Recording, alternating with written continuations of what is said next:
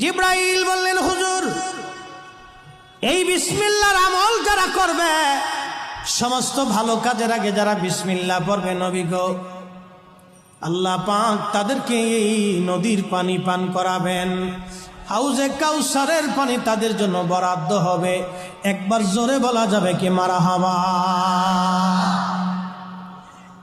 কতদিন পর্যন্ত এই জান্নাতে থাকবে তারা?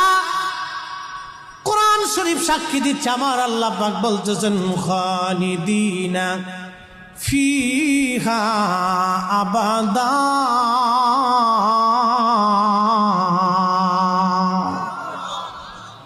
চিরদিন চিরদিন চিরদিন চিরদিন চিরদিন ওই জান্নাতে তারা থাকবে। আল্লাহ বলেন, রাদিয়াল্লাহু আনহুম ওয়া রাদু আনহু, যালিকা